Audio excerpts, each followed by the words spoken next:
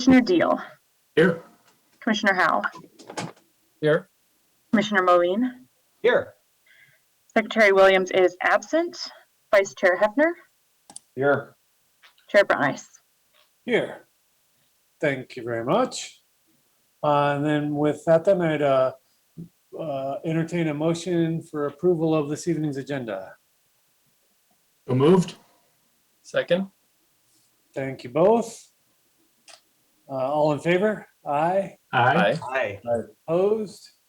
Hearing none, it carries. Then we'll move into approval of minutes. If we can begin with two separate motions, beginning with the June 10th minutes, please. Motion to approve June 10. And a Second. Commissioner Howe at the second. Thank you. All in favor? Aye. Aye. Do we have abstentions on June 10th? No? Okay. Excellent. All opposed? Seeing none. June 10th minutes are approved. And the June 24th minutes, please.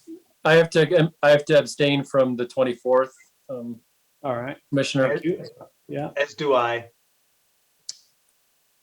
I'll move to approve. Okay, we have three of us at that point. Yeah, Commissioner Hefner, if you want to take a second, that'd be great. Second.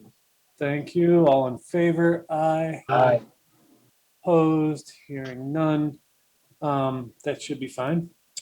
And then I would open the floor up for public comment for items that are not on this evening's agenda. And we'll have to bounce around here a little bit to see if we have any hands raised. If you are from the public and you want to speak on something that's not on the agenda, we would ask that you either use the raise hand button or *9 if you're calling in by phone. And I do not see anybody there. All right. Nor do I. Thanks, Chair. Thank you. Then we will move into our first item of business this evening, a continued item, the Avid for Adventure Mural PUD.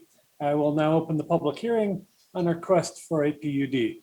Purpose of the hearing is to receive evidence regarding the application materials and provide a public forum for all interested parties who wish to comment on this request before the Planning Commission. The procedure for the public hearing will be as follows. First, there will be a presentation and testimony by city staff, followed by questions from the Planning Commission to staff. There we go. Next, we will have a presentation and testimony by the applicant, followed by questions from the Planning Commission to the applicant.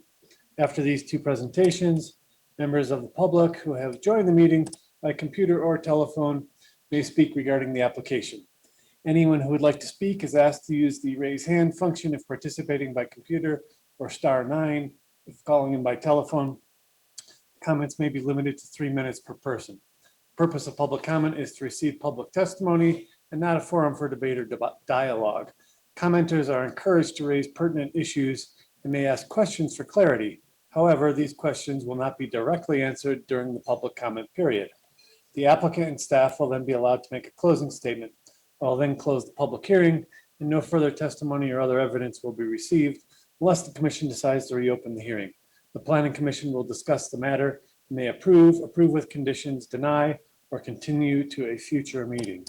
Public hearings are recorded for the public record. All testimony must be presented after stating your full name and address.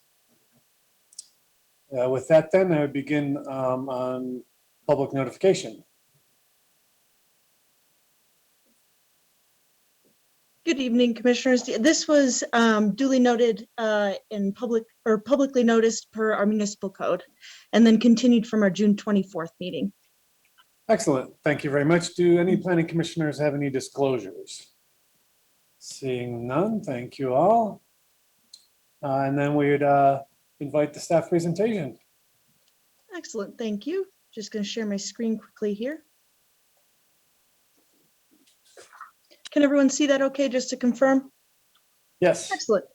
So good evening, Chair and Commissioners. My name is Kim Bauer. I'm the Historic Preservation Planner. I have before you this evening a request for a planned unit development for Avid for Adventure at 1501 Empire Road. As I just mentioned, it was properly noticed per our municipal code and then continued from our June 24th, 2021 meeting. In the image before you, the subject property is located within the yellow dashed outline along Empire Road. And for a little more context, Courtesy Road or Highway 42 is just out of frame of the aerial image located to the west of 1501 Empire Road. The PUD proposal before you this evening is requesting approval to allow for a mural on an industrial zone property. For some background, in the fall of 2020, as a response to the ongoing COVID-19 pandemic, the city of Louisville offered recovery and improvement matching grants. Avid for Adventure received a grant of $10,000 in matching funds for their work proposing to complete exterior work and install signage. The existing sign, which includes advertising for their particular business, was installed without a sign permit application, which you can see, you can see the existing sign in the image before you on your screen there. When staff was informed, when staff informed the applicant that murals are not allowed and that this sign exceeded size limits, the applicant requested approval to keep a mural and to apply for a separate wall sign that does meet code. The proposed mural would redesign and reface the existing sign to remove any advertising language or commercial speech and instead only include the artistic renderings of people enjoying the outdoors. In doing so, the proposed would meet the definition of mural as laid forth in the sign code. It would be approximately 543 square feet in size and sit on the southern elevation, which you can see with the pointed red arrow in the image before you on the screen. Within the sign code, murals are regulated under section 4.8, and the proposed mural request would meet 2 of the 3 standards set forth in that section, as it would be located on a non-residential site, and the mural would be located on the principal structure. While the current sign code only contemplates for murals to be allowed in commercial, mixed use, and downtown zones, staff would just like to briefly note that during the development of the current sign code, standards for industrial properties were primarily crafted with consideration of the Colorado Technology Center, or CTC, as context. This slide shows you the proposed mural as it would look with no commercial language at the top of the screen. And then at the lower half of the slide, it is showing you the design of the proposed wall sign on the left and then the proposed location on the right. And for a little more context, this would be the full facade existing. So as is today from the street view all the way back to the street. And then quickly here is where, if you can see, that's roughly where the sign would generally be located there.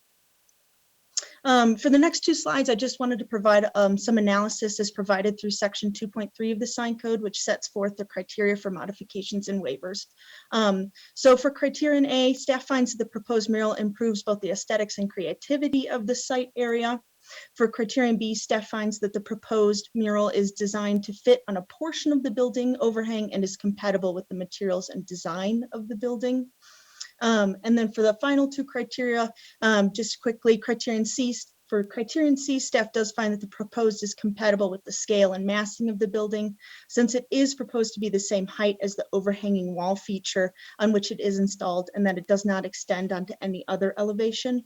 And then lastly, for criterion D, while the industrial section of the sign code does not contemplate size or appearance for murals, the proposed size and design would easily meet code requirements in any other non-residential zone, as it covers roughly under 20% of the facade, which is far below the 75 or 100% that other zones have maximum for their murals. And so therefore, staff recommends approval of Resolution 8, Series 2021, recommending approval of a planned unit development to allow for a mural on an industrial zone property located at 1501 Empire Road. And that's it for my presentation, and I'm happy to answer any questions. And just as a brief note, we also have Economic Vitality Director Megan Pierce here as well for any questions as well. Thank you. Thank you very much. Do you have any commissioner questions? Commissioner Hefner. Yeah, I just have one question, which is, since we're granting a waiver to allow a mural in a place where a mural really isn't allowed, did staff consider recommending a waiver, or did the applicant request a waiver just to allow the mural and sign they have currently? So for this request, it would just be for the mural itself. I would let the applicant speak a little more to that if they decided to pursue the sign, but at this time, we recommended having the sign that would be approvable in regular sign code be applied for, and then for this to be a mural and take that route.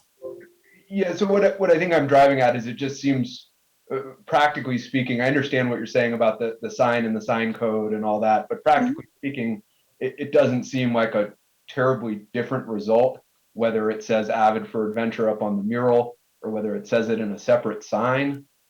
You know, and I'll wait for the applicant, but it just seems to me like it might be easier to grant the waiver for what's there now. Sure, and I see Principal Planner Ritchie just pop on, so I'll let her speak to it briefly as well.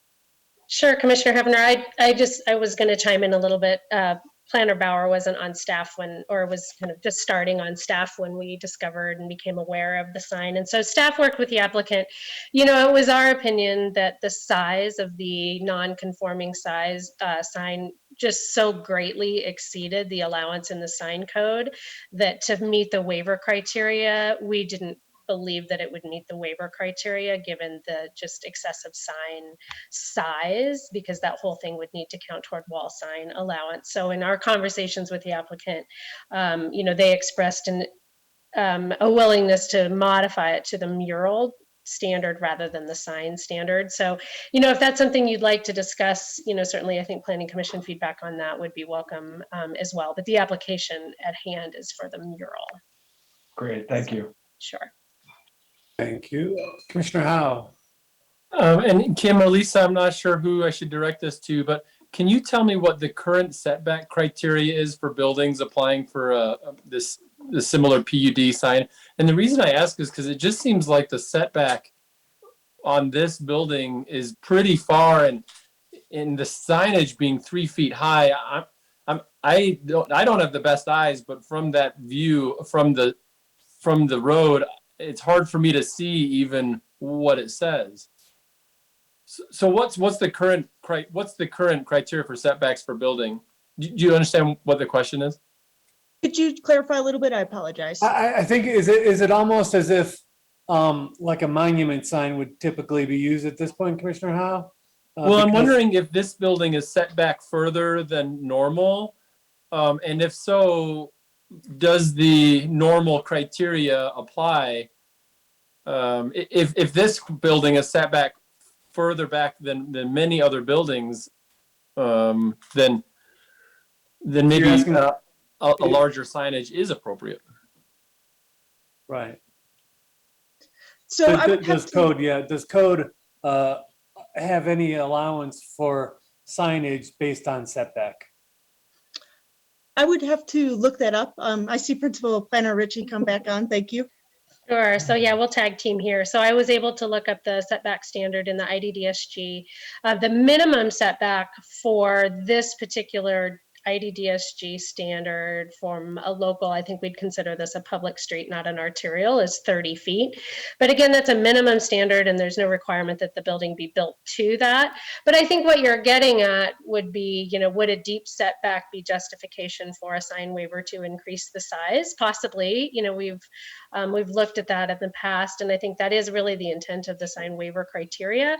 That being said, I think, you know, the 500 and some square feet, again, I think in staff's opinion was so much more excessive than, you know, I think the 60 square foot maximum that was allowed. And so really that was, again, kind of the rationale. But certainly can explore that, you know, with you during tonight's hearing. So just to follow up on that line of questioning, so the minimum is 30 feet. Now this building, from what I understand, is 170 feet from the south property line, which would be the road, I assume. So it seems far more than what would be the minimum. Can you just put up that picture that you showed from the road and show me how that Avid for sign looks one more time? Of course, yes. Let me pull it up right now.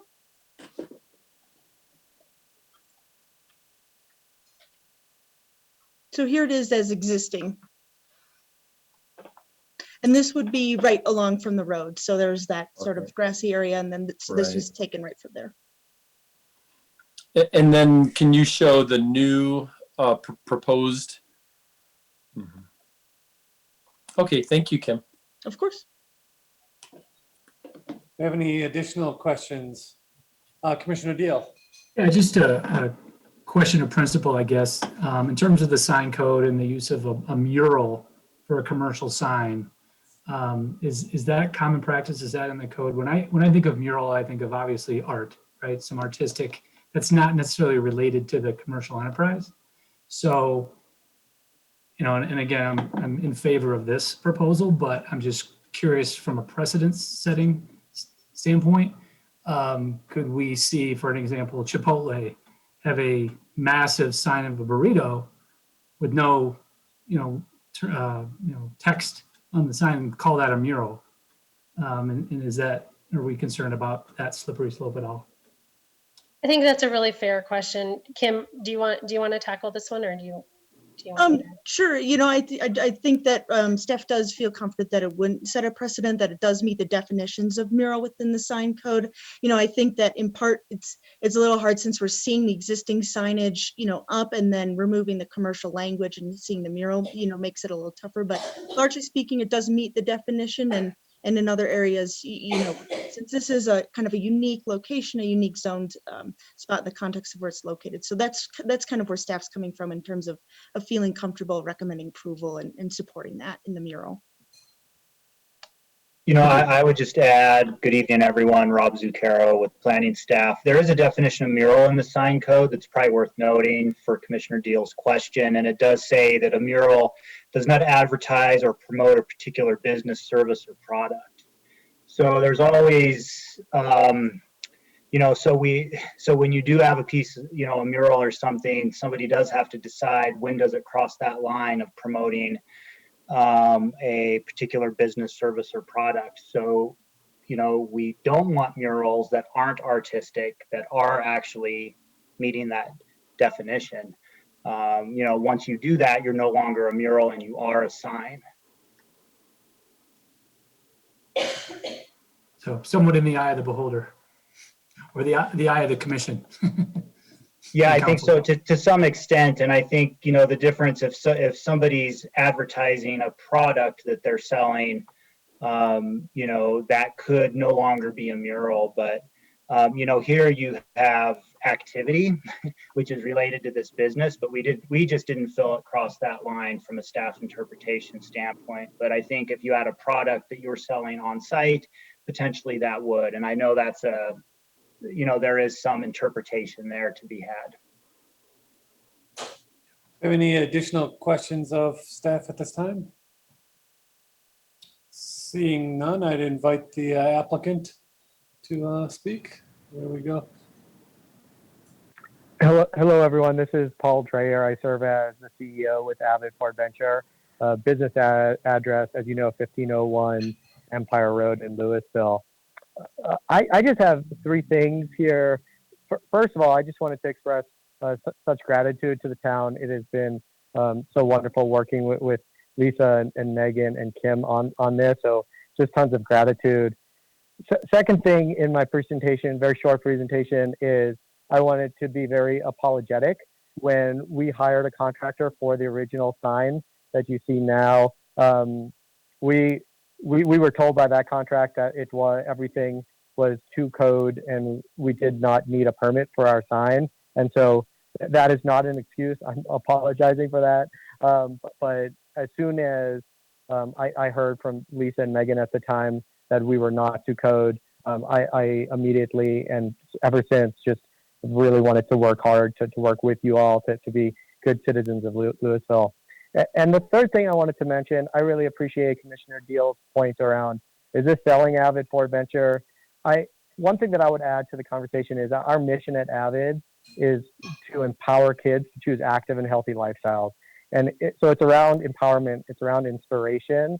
And the mural, those images are actually real kids. Those are silhouetted pictures of kids doing those activities.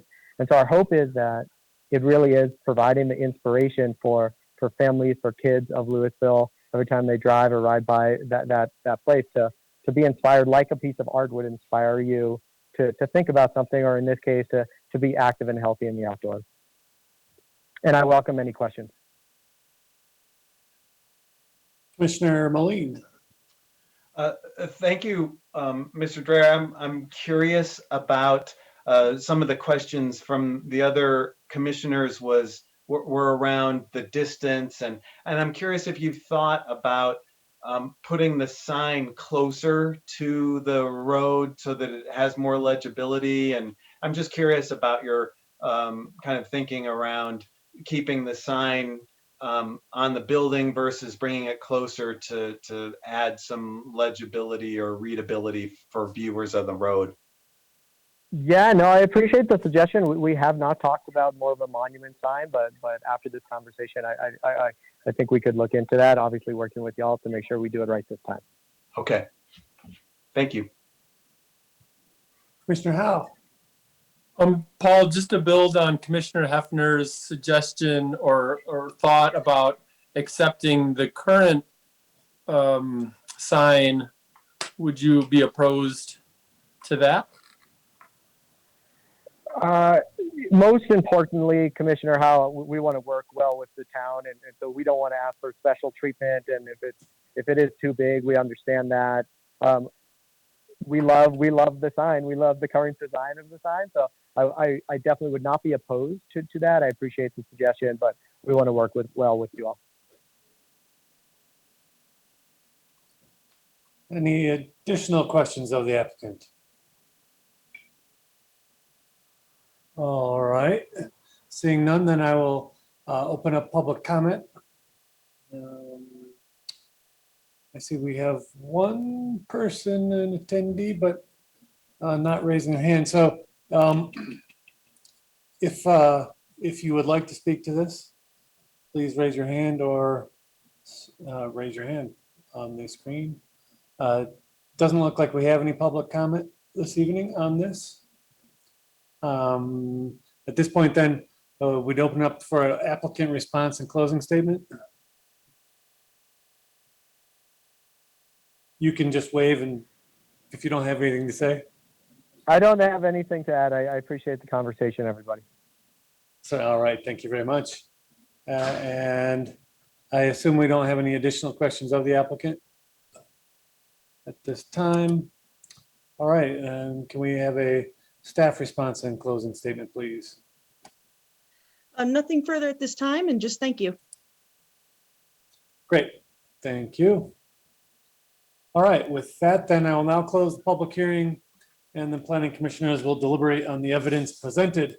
During deliberations, no further public comment or other testimony or evidence will be received. Well, why don't we start up at the top of my screen left, Commissioner Moline. Thank you, Chair Brauneis. I appreciate the work that the applicant and the city have done on this, and I think the two parties have come to a wonderful agreement on how to handle this situation, and so I am fully in support of staff's recommendation, and will make a motion to that effect when the opportunity arises. Thanks. Thank you, Commissioner Howe. Thank you, Chairman. I agree. I support this proposal. I think this is a valuable company for the community. So thank you for being part of our community, not only for the adults but also for the children of the community. I think the Avid for apology is honest and genuine. I really don't think there was any idea to cross the board, to cross the boundaries intentionally. I do see some benefit to just keeping the existing sign, mainly because I don't think that the proposal really allows for advertisement for the company. And I know that that's an awkward stance to take as a commissioner, which is looking out for the company's best interest. But I really, looking at the roadside, I have trouble seeing this 3-foot sign with the 170-foot setback, I'm not sure how that will benefit this valuable company in the community. So I'd almost rather see what we could do with the existing sign that I think is not out of the ordinary. It's still hard to see the name Avid 4, and I think it's in scale with the 170-foot setback. Thank you. Commissioner Deal. Yeah, no additional comments. I agree with everything that's been said, and I'm supportive of the proposal. Commissioner Hefner. I too agree with what's been said, and along the lines of Commissioner Howe's comments, I would just add that I think if we wanted to, it feels to me like we have enough in the record before us to grant a waiver, both for the mural, but also for the existing sign under the sign code.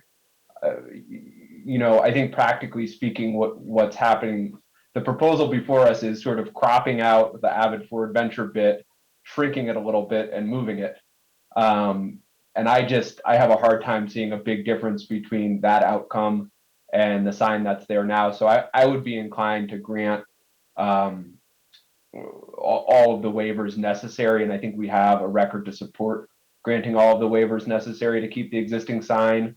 Not sure if there's enough support among the other commissioners for that, but in any event, I think the proposal that's in the packet is completely acceptable.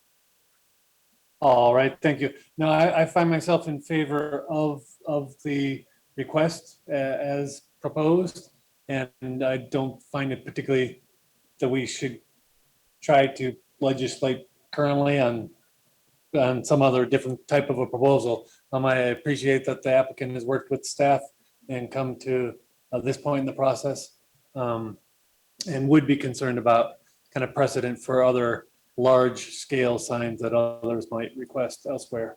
So I am in favor of the request as stated. If other Commissioner Moline or Deal, if you have any thoughts on that? I share your perspective on that, Chair Brauneis. I also worry that then if we were to allow the commercial, kind of the commercialization, let's just say, of this thing, I do start worrying about the precedent that it sets. And so I'm considerably more inclined to go with the current proposal. So, Thank you. yeah. Yeah, I'm in agreement with Chair Brauneis in terms of, I think we should just be weighing the merits of this application and then moving it forward in the process. But I agree with Commissioner Hefner and Howe, or Vice Chair Hefner and Howe in terms of that perspective, but I'm ready to move forward. All right, thank you all very much. With that then, I would entertain a motion. I'll move approval of resolution number 8, series 2021, a resolution recommending approval for a planned unit development to allow for a mural on an industrially zoned property located at 1501 Empire Road. Second. Commissioner Hefner with the second. Thank you all very much. A roll call vote, please. Commissioner Deal, Yes. Commissioner Howe, Yes. Commissioner Moline, Yes. Vice Chair Hefner, Yes. Chair Brauneis. Yes. Thank you very much. Look forward to seeing the reincarnated mural. All right, then we will move into our second item of business. Let's see, I believe, Lisa, you're on this one. If we want to start with the public notification. Sure. This application did meet public notice as required under the municipal code and was continued from the June 24th meeting. Oh, yeah, I guess I should announce it too, huh? The St. Louis Parish and Boulder Innovation Campus filing 2 PUD and plat is what we are venturing into right now. I will now open the public hearing on request for a St. Louis Parish and Boulder Innovation Campus Filing 2 PUD and plat. Purpose of the hearing is to receive evidence regarding the application materials and provide a public forum for all interested parties who wish to comment on this request before the Planning Commission. Procedure for the public hearing will be as follows. First, there will be a presentation and testimony by city staff, followed by questions from the Planning Commission to staff. Next, we will have a presentation and testimony by the applicant, followed by questions from the Planning Commission to the applicant. After these two presentations, members of the public who have joined this meeting by computer or telephone may speak regarding the application. Anyone who would like to speak is asked to use the raise hand function if participating by computer, or *9 if calling in by telephone. Comments may be limited to 3 minutes per person. Purpose of public comment is to receive public testimony and not a forum for debate or dialogue. Commenters are encouraged to raise pertinent issues and may ask for questions for clarity. However, these questions will not be directly answered during the public comment period. The applicant and staff will then be allowed to make a closing statement. I will then close the public hearing, and no further testimony or other evidence will be received unless the commission decides to reopen the hearing. The Planning Commission will discuss the matter and may approve with conditions, deny, or continue to a future meeting. Public hearings are recorded for the public record. All testimony must be presented after stating your full name and address. Do we have any disclosures from Planning Commission? Yeah, Chair Brauneis, I won't be participating in this matter due to a conflict of interest. Thank you very much. And we will text you when it's all over or something. Thank you. Thanks. All right. Yes. ahead. If you want to go ahead. Thank you, Lisa. You got it. All right. Thank you for that introduction. Again, tonight you're here to consider a PUD and plat for filing 2 for the St. Louis Parish and Boulder Innovation Campus. You are pretty familiar with this site now, as we've considered this a number of times over the past few years, but generally speaking, this is kind of on the middle central portion of the site, fronting South 96th Street. And for a little bit of background, you probably remember the second amendment, which is the applicable amendment to the GDP, was approved in 2020. This amended uses and certain development standards. More recently, in February of this year, you all considered the St. Louis Parish and Boulder Innovation Campus filing 1 plat and PUD. That plat created 4 lots, 2 parcels, and 2 outlots to meet their public land dedication requirement, along with a PUD to allow a 100,000 square foot industrial building and a PUD and SRU to allow for a convenience store and fueling station. Those applications were considered by City Council in March of this year, and they did amend the application to improve the architecture on that east elevation. So I know you all talked about that. Other than that, City Council approved as submitted. In addition, though, just for a little bit of background on that application for your benefit, they added a condition of approval to require a level 3 EV charging station for vehicular charging at the 7-Eleven. So they went ahead and added that condition to that prior approval. So just so you know kind of where that one rounded out. And then again, for background, this was just to refresh your memory, the site plan for the PUD for the lot for that filing 1, again, showing the industrial building at the rear and then the 7-Eleven convenience center and fueling station here on lot 2. So moving forward into where we are tonight, again, all of this development is subject to the second amendment for the St. Louis Parish and Commercial Park GDP. The property outlined in yellow roughly represents the area under development and platting for this evening.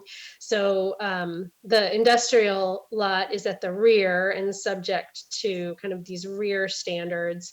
And there's no development proposed at this time on the 3 lots fronting here in Zone 2A, but the plat does show that. So when we back out a little bit here, you can see kind of this is a combined image of the lot configuration on the plat as well as the development that's proposed on the PUD. And so, you know, prior, this whole area that is shown on this screen was all considered parcel 1 of filing 1. And so here we are at filing 2, which is now carving out lot 1 at the rear, and then 3 more kind of pad site lots here fronting South 96th 1-6 with lots 2, 3, and 4.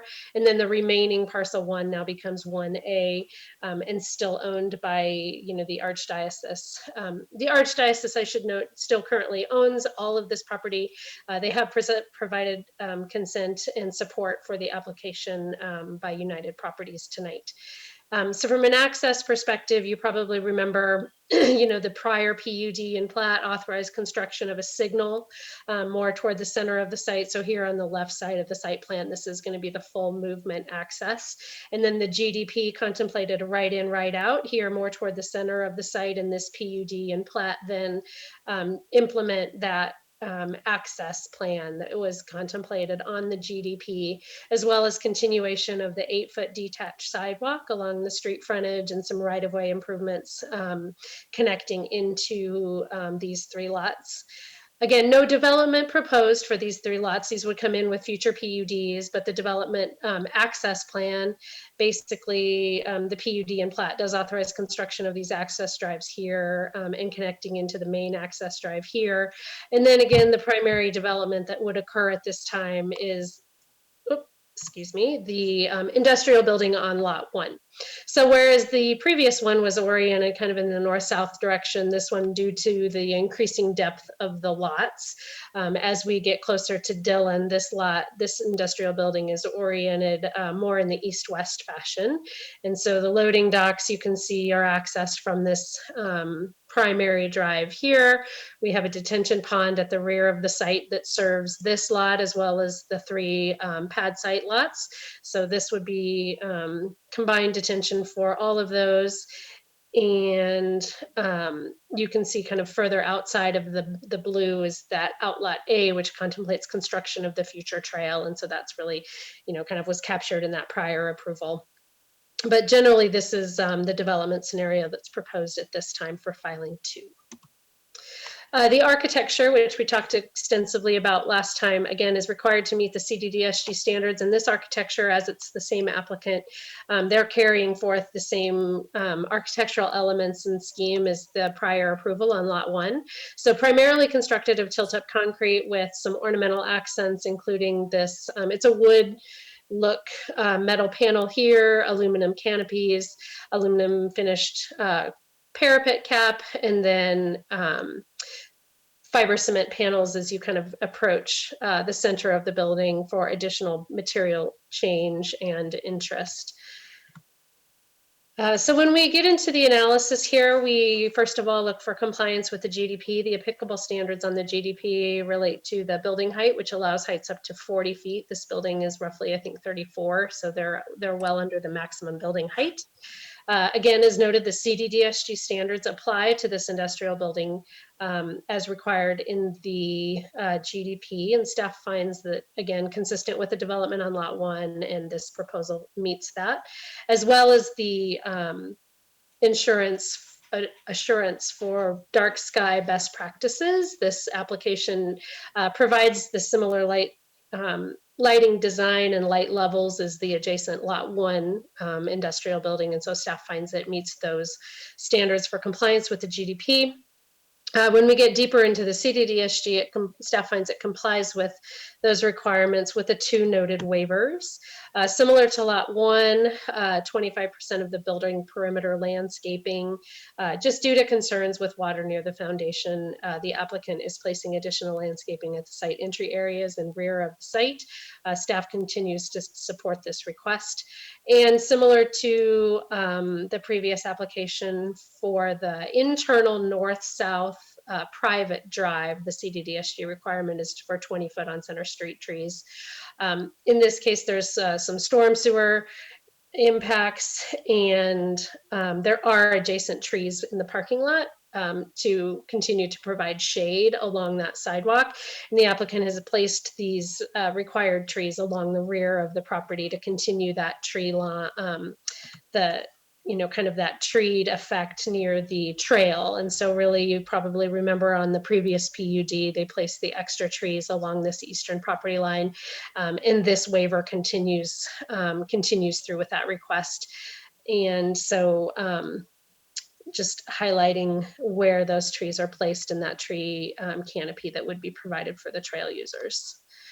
Further looking at the plat, staff finds that it meets all requirements in the Louisville Municipal Code. You may remember that the public land dedication requirement for filing 1 included a request for a deferral for the public land dedication fee in lieu to be met on future plats. And so this application will pay the entire dedication fee in lieu for the entirety of parcel 1. And so that includes the archdiocese obligation. And so really all that remains for public land dedication fee in lieu is the parcel 2, which is the Gomez property on the north. So that we're getting close to getting that obligation fulfilled. And with that, we recommend approval of Resolution 10, Series 2021, and I am happy to answer any questions. As well, the applicant has a brief presentation for your consideration. Thank you very much, Lisa. Commissioner questions? Commissioner Deal?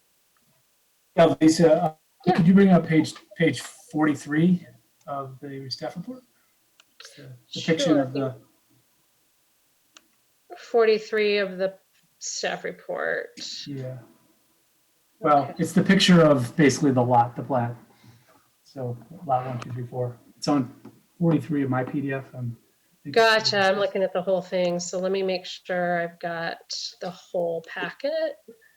Your presentation actually, I think, captured the image, didn't it? It might, well, anyway. Let me, yeah, sorry. Let me find 43 of the whole Or packet. figure 1, St. Louis Parish and Boulder. Oh, gotcha. Yeah, that is in the presentation here. Let me share my screen. Yep. And yeah, we can go back to that.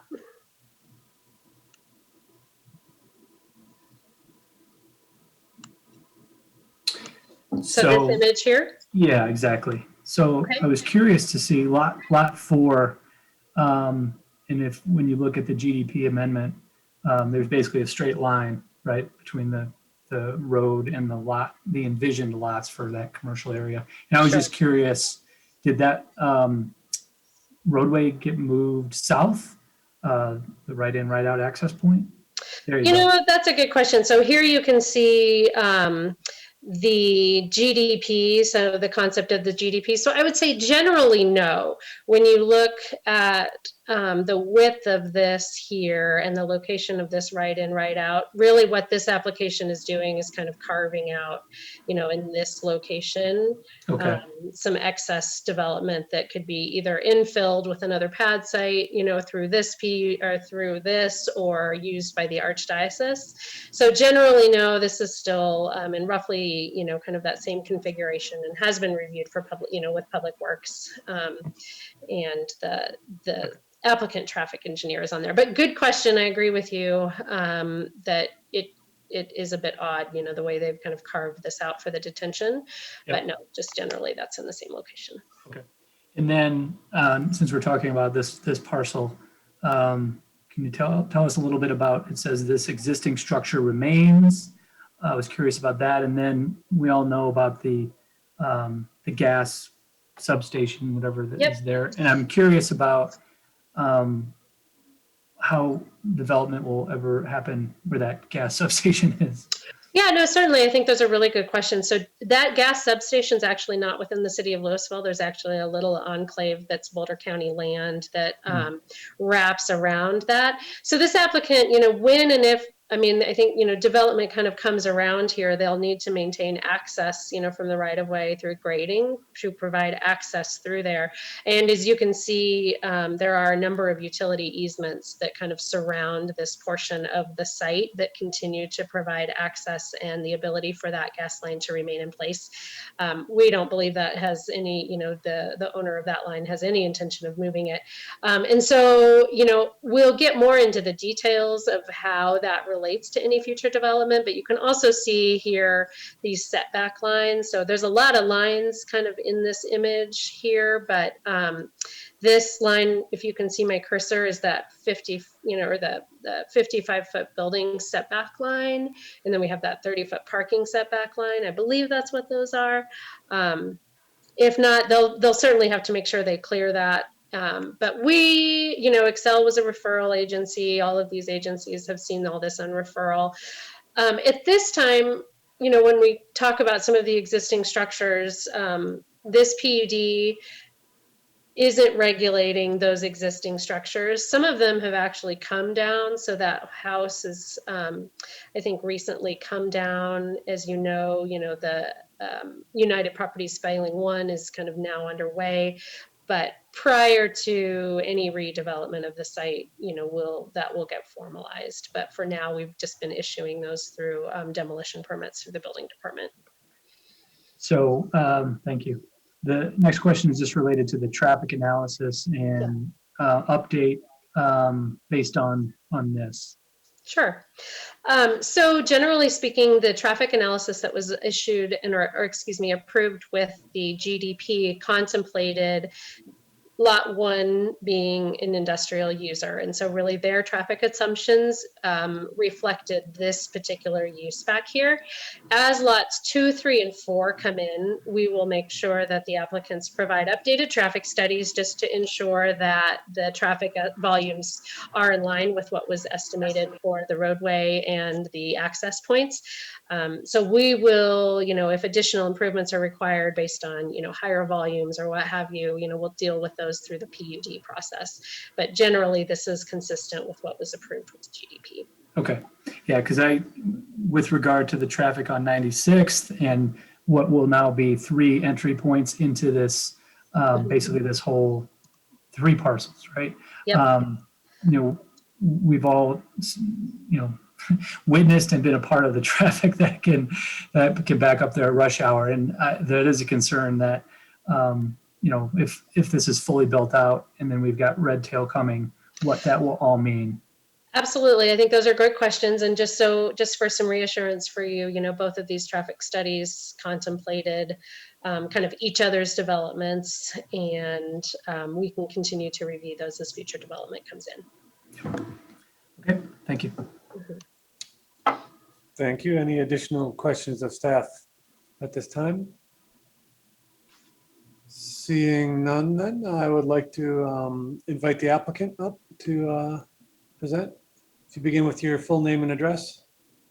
Good evening, Commissioners. Kevin Kelly with United Properties, 2200 Creekside Point, Littleton, Colorado. Great, thank you. Yeah.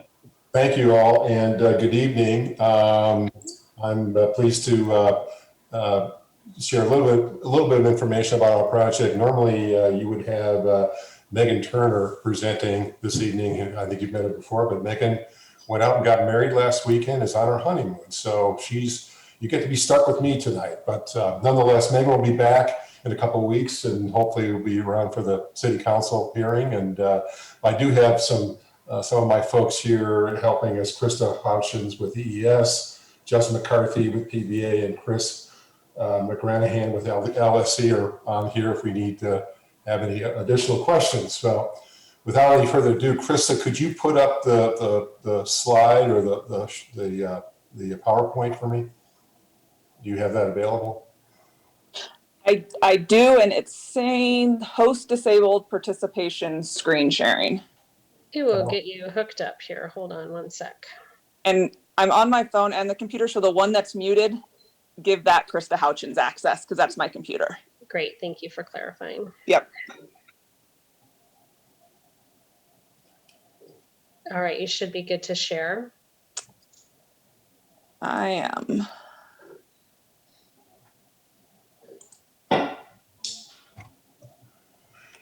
All right, ladies and gentlemen, thank you. Good evening again. So this is a brief presentation of our phase 2 at Boulder Innovation Campus. Krista, would you go to the next slide, please? So this is just a perspective of the project. Obviously, phase 1 is to the left, which is the north, which was approved here last spring. And phase 2 is our final industrial vertical development. So we're submitting this lot as well as the 3 out parcels and improvements for consideration.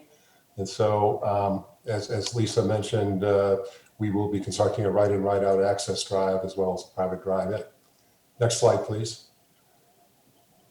Again, this building 2 is a 98,000 square foot building, front park rear load. And I think as you'll see in these few slides here that, you know, we took all the lessons we learned from the approval of the first phase and incorporated those design elements and landscaping elements into this project as well. So we appreciate all the hard work that went into phase 1, and phase 2, I think you'll find is really a replication of phase 1 in many, many respects. Next slide, please. One of the examples is the amenity space. We've created an outdoor picnic area in the back of building 2 for the benefit of our tenants, is one example. And as you can see, we, as Lisa mentioned, we complied with the commercial design code with heavily articulated panels, as well as elevations that contain materials other than textured concrete. So really, this is an exact replication of building 1 here in building 2. As well, we designed some enhanced landscaping. Lisa mentioned the landscaping along the east side of the property, which we use to cover the trail that'll be in back. And as well, we are landscaping the area to the kind of to the northwest corner as additional screening for the truck court that, as you can see, is tucked inside the building. Next slide. And this is a view from the intersection of 96 looking at the property, building 2 being on our right here. You can see the view from the intersection shows, you know, basically the buildings with the facade and the landscaping, which really does provide buffer and visual impact to building 2. And as well, we've incorporated the same sustainability elements that you all approved in building 1. And you can read the list here, examples of using recycled contents, white TPO roof, drought efficient landscaping, and we've included design for electric vehicle charging stations, the conduit, and the structural and upgrades to the building to accommodate solar panels. And basically, again, we thank you. You know, we're looking forward to bringing this project to the city, creating jobs, activating a project for commercial development, the payment of cash and lieu fees, and obviously tax revenues, and also dedication of public land for trail and so forth, so on and so forth. So we look forward to your questions, and thank you for your time. Well, thank you very much for your presentation. Do we have commissioner questions of the applicant at this time? Commissioner Deal. Yeah, thank you for the presentation. With regard to sustainability, and it's been a pretty big hot topic here in the city of Louisville. I guess I just want to confirm all the development or the building will be done to IECC 2018. I guess that's going to be eventually changing to IEC 2021 sometime in the near future from a Louisville code perspective. I believe so. Lisa or Justin, do you have an answer to that question? Yeah, sure, certainly, Commissioner Deal. Justin has raised his hand if Oh, you yeah. wanna- Yeah, Yes, Commissioner hi. Deal, just for your clarification, they'll be required to comply with the building codes in effect at time of submitting the building permit. So not necessarily what was in effect when this was, the PUD was approved. So just to Okay, clarify from that's the helpful. staff's perspective, but go ahead, I'll let the applicant also. Yes, hi, this is Justin. Just to confirm with what Lisa said, yes, we are complying with the city of Louisville's prescriptive code, which is actually exceeds the IIC. So yes, we are meeting the letter of the law for the city of Louisville. Thank you. Fantastic. And was there consideration given to electrification? Maybe not so much for some of the commercial industrial needs, but for HVAC, basically requiring that of tenants So basically installing HVAC systems that are all electric and are not using, not creating carbon emissions. We haven't discussed that with tenants yet, Ben. That's a good question. I think most of this building is being built spec. So we don't really know what the requirements are going to be at the time that we decide. We are planning HVAC units powered by gas, and I think we'll have to see how the tenant market reacts at that time. But at this point we don't have a tenant, so we don't know if that's something that we can accommodate or not. Okay. Is there anything you can share, or perhaps staff, Lisa, can chime in terms of I know there's been some trail,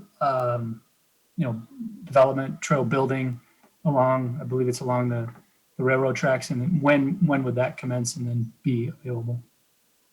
Great question. So from staff's perspective, the applicant, there's no obligation for the applicant to construct any of the trail. They'll just provide kind of the grading and finish, kind of the native landscaping there. And at that point, it's the city's obligation. At this point in time, it's not included in any CIP budget because until recently we didn't have control of the property.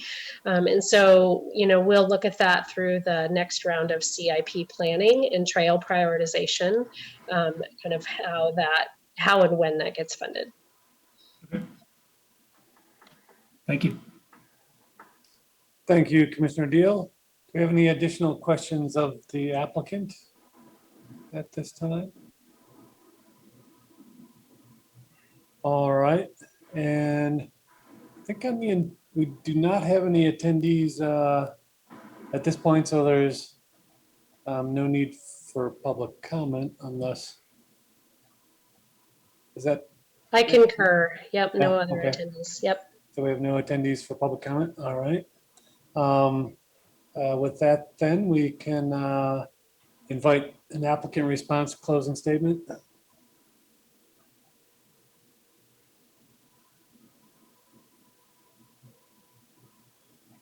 I think we're good. I appreciate your time and effort to consider this, and we look forward to getting going in this building. We appreciate all your help and comments. Thank you. Thank you very much. With that, then the staff response and closing statement. Nothing further for you tonight. Thank you. Thank you. I will now close, well, the public hearing is already closed. Planning commissioners will deliberate on the evidence presented. During deliberations, no further public comment or other testimony or evidence will be received. And why don't we try free form now? Anybody want to raise their hand to share your thoughts on this one currently? I have a question for Commissioner Deal. In the past, we talked about certain sustainability guidelines for previous proposals. Do you think that we should be consistent with this proposal, with the previous ones? I do. And I was going to kind of voice my overall support for the application. Obviously the two waivers make a lot of sense, and appreciate all the other aspects of the proposal being in alignment with the GDP and with the requirements. But I guess a question I have is, we just went through this process of requiring another development down the road to have electrification. And, this is a little different scale, of course, but to me, the same principle applies in that, we need to adopt a new normal. And that means, now, not 5 years from now or 10 years from now. So that was going to be, something I'm interested in adding as a condition, which would be, electrification of HVAC. I know it's a spec development, but so is the Red Tail Ridge. So I guess one of my thoughts on that question, thanks for raising it, Commissioner Howe, is that in the case of the other project, they had proposed that for a number of their buildings. And so what we encourage them to do is push it further. In this case, I'm a little bit more concerned about the fact that they couldn't have known during the time that they've been developing this, that this would be a requirement. within the city of Louisville. Yep. While the principle is the same, my tendency is to think that understandably the outcome is different, but let's continue that conversation.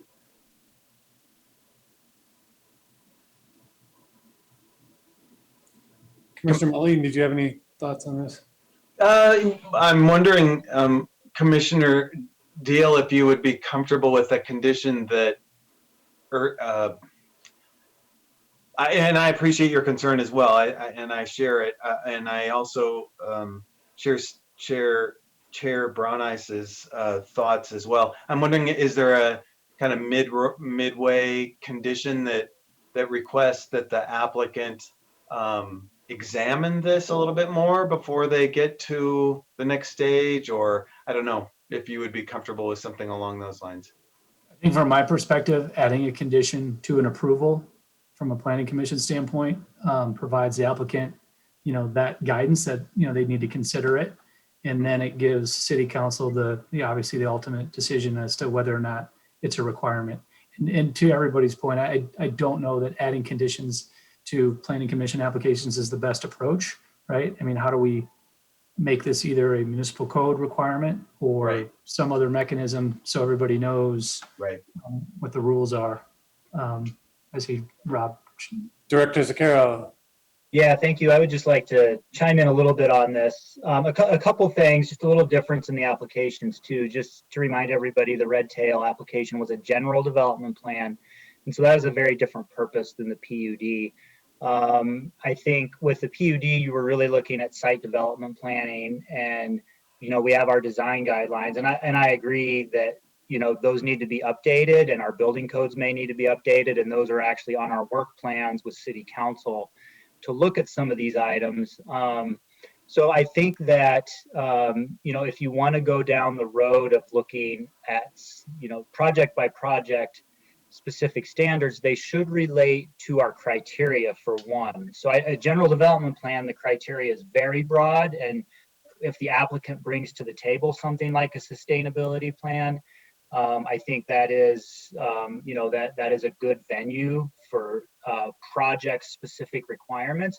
But on a site development plan, it is better that we look holistically within a larger development like Red Tail, or citywide ideally, that if you're going to have a requirement on a certain type of construction, that should be citywide, and staff's opinion. But so I guess I just wanted to add that a little bit of color with that commentary.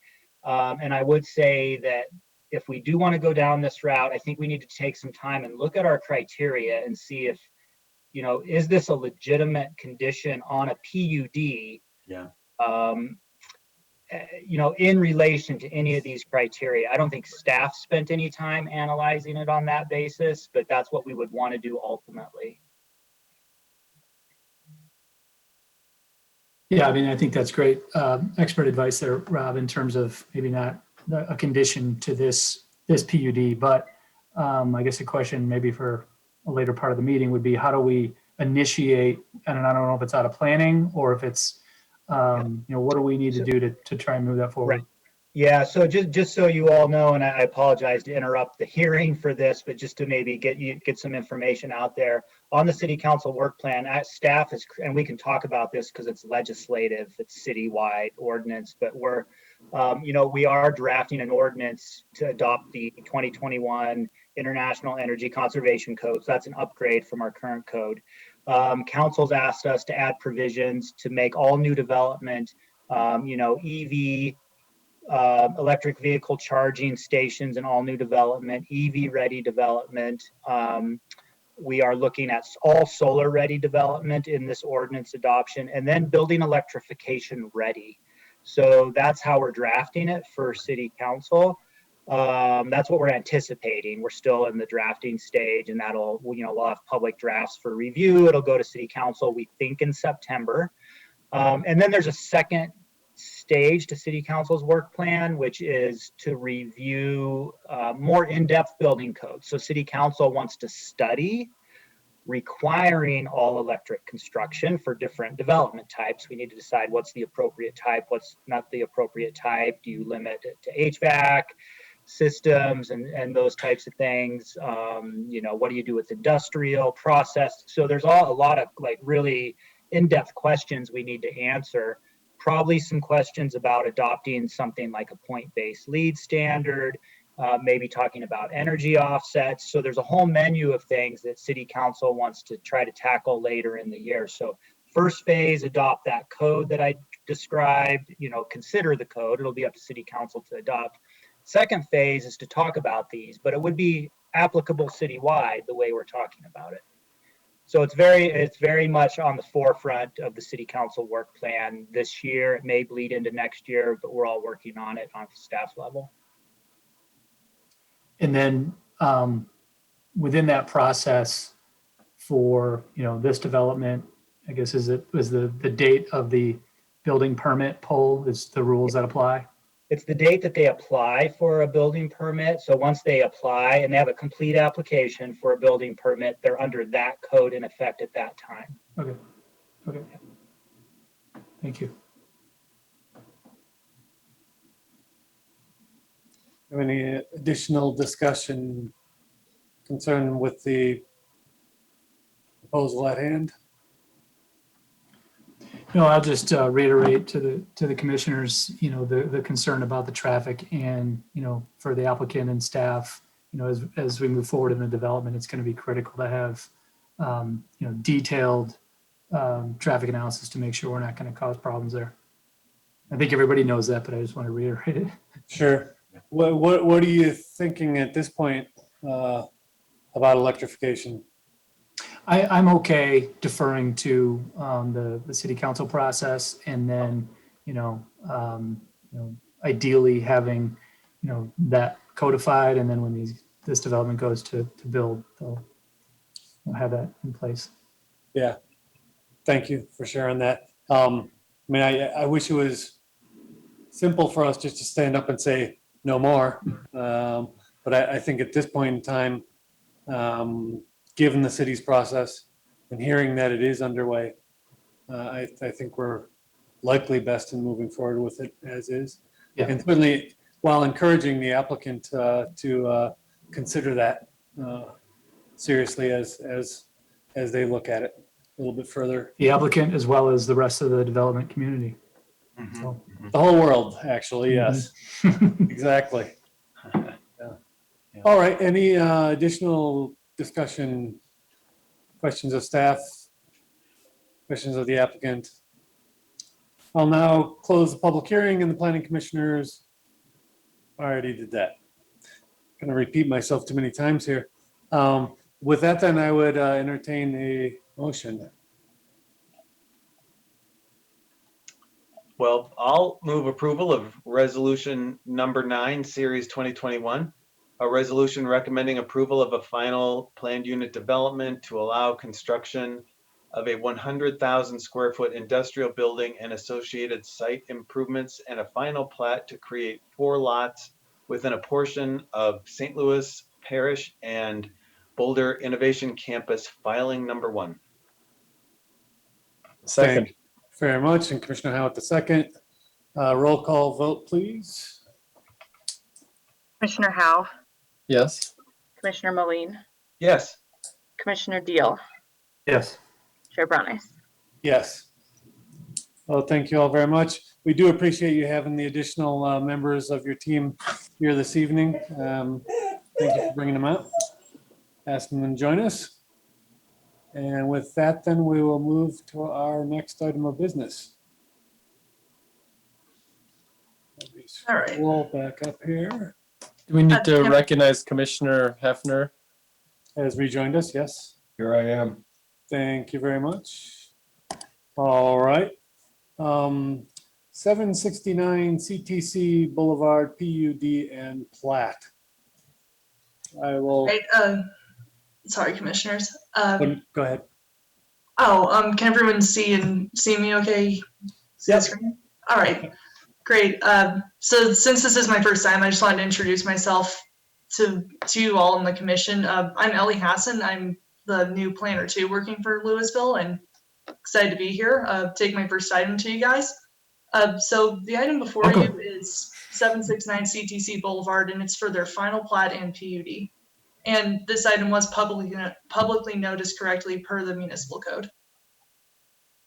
So just for a little bit of context, this property is located at the corner of Dillon Road and CTC Boulevard, and it is in the CTC Industrial Park. The site is 7.28 acres, and it's zoned in the Industrial Zoning District. The original plat was CTC filing number 2, and that was approved back in 2003. And the site actually did have a former PUD, which was approved in 2007, and that approval was extended twice, once in 2010 and once in 2013. However, it did expire in 2016. So the PUD before you is what we would consider to be just a brand new PUD on this vacant parcel. The site currently has 2 lots, one of which was 727 CTC and the other being 769 CTC Boulevard. The applicants are looking to consolidate lots 1 and 2 into one lot as part of this proposal. The existing easements are to remain, and there aren't any additional easements or outlots proposed as part of this. The applicants are proposing a 94,757 square foot industrial building with room for up to 4 tenants.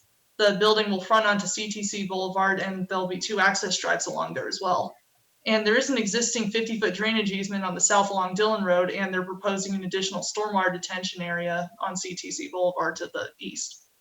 The development provides 190 vehicular parking spaces, which meets the 2 spaces per 1,000 square foot minimum requirement ratio in the IDDSG. And the plan also includes 16 bicycle parking spaces, which will all be located on the east entrance of the building. To accommodate future uses, the applicants are also proposing 53 deferred parking spaces to the rear beyond the loading docks over on the west portion here. The property to the immediate west of the site is an agriculturally zoned property in unincorporated Boulder County, and there is a current residence on this property. Per the requirements of the IDDSG, the applicants did include a 25-foot landscape buffer and back shields on the lights facing this property. The proposed single-story building on site will be 39 feet 9 inches tall, and it's constructed primarily out of tilt wall concrete, as seen with the St. Louis Parish property. And it also has aluminum frame windows and aluminum canopies as well. There are going to be 3 entryway areas, which are shown on the east front of the building.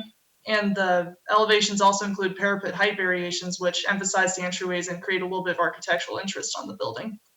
The concrete will consist of various shades with different accents, with different shades of gray, and then also some accents of darker gray and a yarrow color, which is kind of a yellowish orange, which accents certain parts of the building. There's also a lot of glazing patterns that highlight the entryways, as well as provide some clear story windows for other elevations on the site.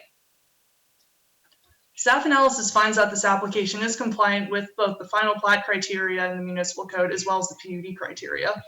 The project is mostly compliant with the IDDSG, with a condition for a retaining wall to meet the wall and fence design standards in Chapter 6 prior to submitting to City Council.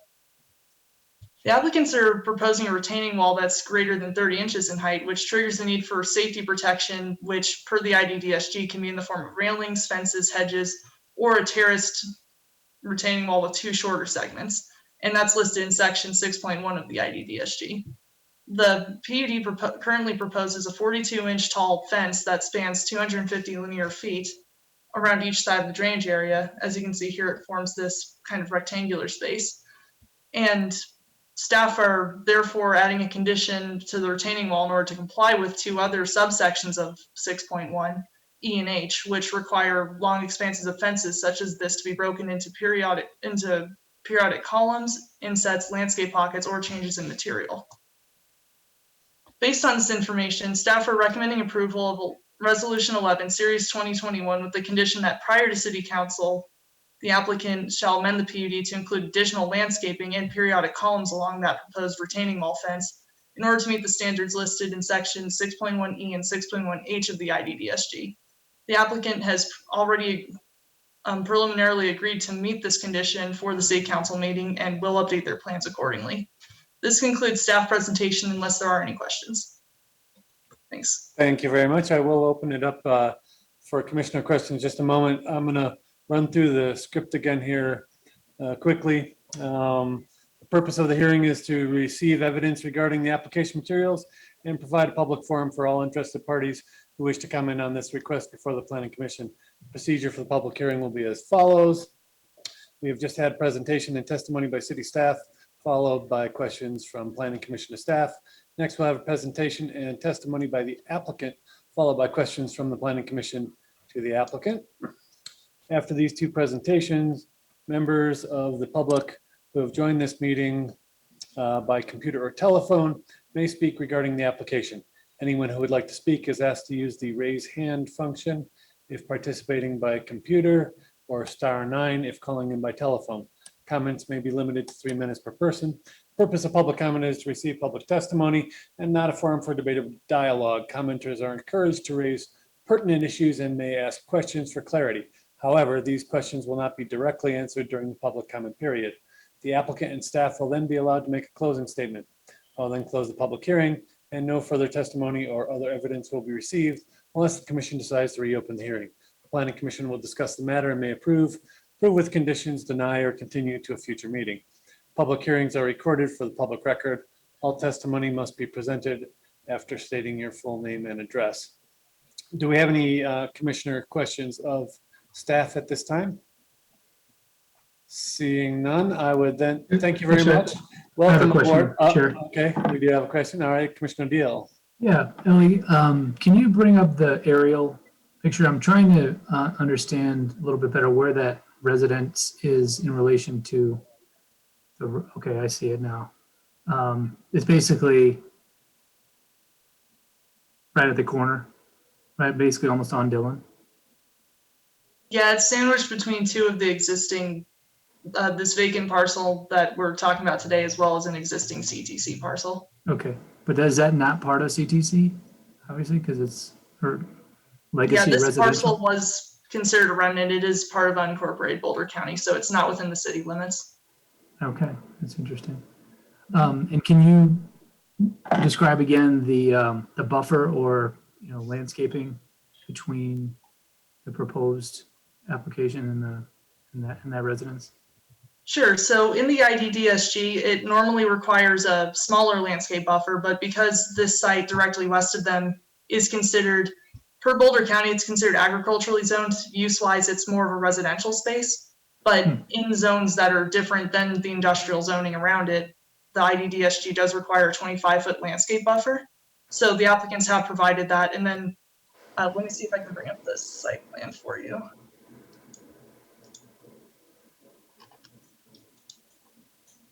Apologize for the loading times.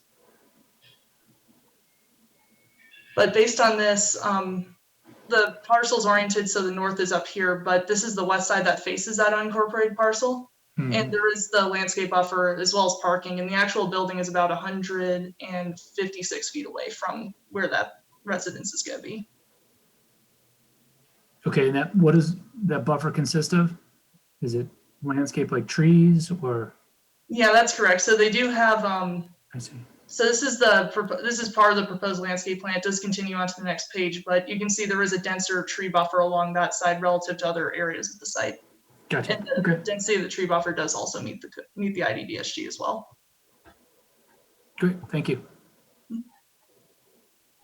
Thank you very much. Any additional questions at this time of staff?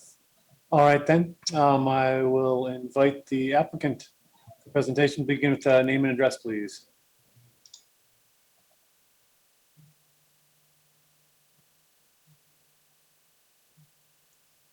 Sorry about that. Got myself muted. Matt Adams, 2975 Grove Street, Denver. With the design team, I was actually the civil engineer on the project, and can give you a little bit of background on the site layout and how we got to the project we have today. We really did use that previously approved PUD as our guideline for this one. We thought it was a good layout. The developer was interested in the building size, the truck court, the circulation, and obviously the nice location that we have here at Dillon and CTC. Some of the modifications that we did make to it included adding some outdoor amenity areas for employees, adding some pedestrian connectivity with 2 walk connections out to the walk that goes along CTC. We updated the truck court a little bit to be a little bit more functional for modern uses and what they anticipate from users on this site. And, also including that deferred parking, which we also added deferred. If that parking gets built, there'll be additional landscape islands that would meet the code as if we were building those today. But those will obviously only be installed if a user triggers those. Mr. Adams, sorry to interrupt. I just want to be certain. You're not sharing any video right now, right?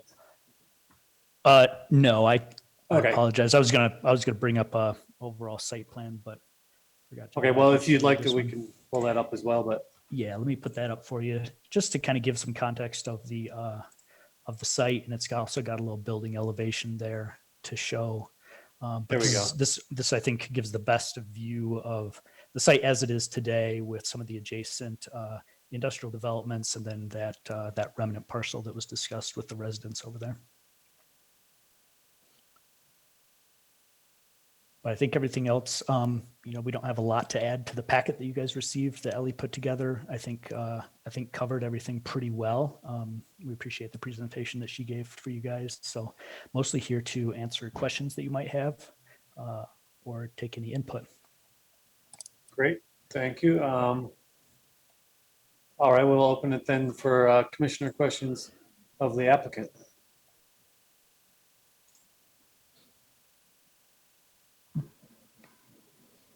Seeing none.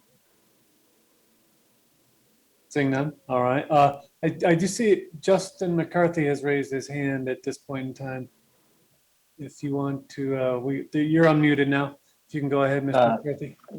Yeah, thank you. Also acting as architect and project manager for this project, and just architecturally wanted to point out the image that Matt had up before in comparison to what's currently built. Just a couple things to note. I think we are. And sorry, Dave, can you give your name and address? Just. Oh, sure. Yes, Justin McCarthy, 1980 North Pennsylvania Street, Denver, Colorado. Thank you. Yep. And just as a comparison to that image that he showed previously, we feel like we're really meeting and exceeding what's out there right now. We're really trying to produce a high quality building, especially the predominance of this corner. So I think the neighboring properties have less actually landscape on that back residential side than what we're proposing. And our front, as you saw in the upper left image that Matt was proposing, really is acting to accentuate the corner and kind of stand out from maybe some of the other buildings in this area. So I think it is really meant to be sort of a landmark building on this corner. I just wanted to add that architectural comments from my perspective. Thank you. Great, thank you very much. Commissioner Deal, and I'll also ask the applicant to speak to the proposed condition too, but Commissioner Deal, if you can go ahead. Yeah, I was curious, Justin and Matthew, did you have any collaboration or conversations with that resident? You're both on mute. I don't know if anybody. Sorry. responded. Yeah, I believe there was. He did have a call into planning that they forwarded us his voicemail. Ellie, do you recall that? It was pretty early in the development. I think it was discussion of just making sure that the landscape buffer and his interest in that, but I don't recall the details of that. I'm sorry. Yeah, so we did put the applicants in touch with, the resident did call us, and we did kind of clarify some of his concerns that he had with this development. And we did send his contact information to the applicants if they want to further discuss or talk to him or anything like that. Okay, but there was no, response or anything provided in writing or to the city. And I see Blake has his hand raised also. We can, I think you're unmuted right now. Go ahead. Yeah, I just want to introduce myself. Blake Esfeld, 5979 North Fulton, Denver, Colorado. project manager for Brinkman Constructors, acting as on the owner's behalf as a design build contractor. So we did get in touch. We reached back out to the neighboring property. I hadn't heard anything additional. As Ellie mentioned, he did reach out and wanted to make sure that we were providing that buffer zone and what the landscaping would be between there. We're certainly more than willing to work with them if he has any additional requests, especially from a contractor and building standpoint. But just wanted to give you a little background, and I certainly can pull up the rendering if you need anything additional to see what the project's ultimately gonna appearance-wise look like. Happy to help. Yeah, I guess Blake, how would you characterize that conversation and his ultimate satisfaction? So he ultimately, I didn't have a personal conversation with him. We reached back out, gave him our contact information and everything. Had not heard anything back additional to him reaching to the City of Louisville Planning Department. Okay. All right, any additional questions of the Commissioner Moline, please? I would just ask the previous speaker, is there a chance we could, since you have a exhibit prepared for that, maybe we should take a peek at that treatment of that west property area? Yeah, you have to forgive me. I'm not positive how to get the viewing. Oh, okay. Up here we go. I just gave you permission. You should be able to share. There you go. Thank you, Lisa. Yep. All right, is everybody seeing my screen okay? Yep.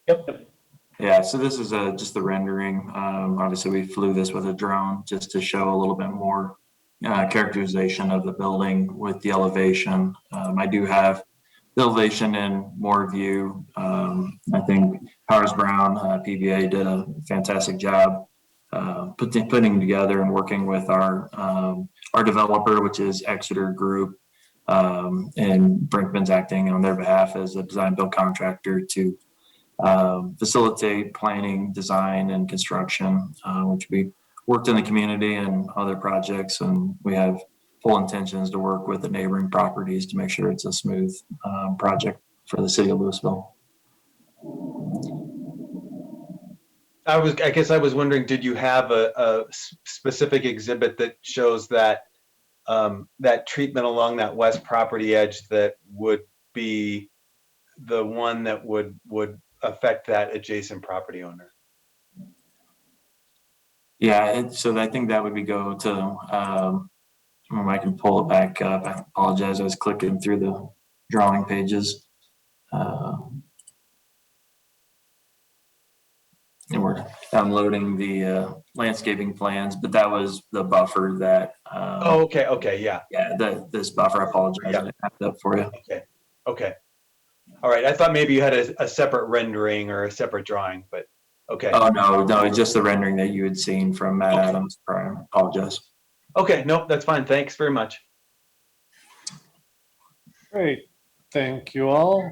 Any additional questions of the applicant at this time?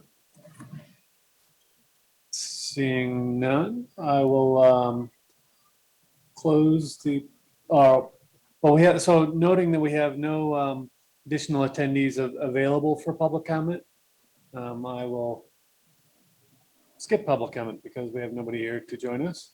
And then invite an applicant response and closing statement.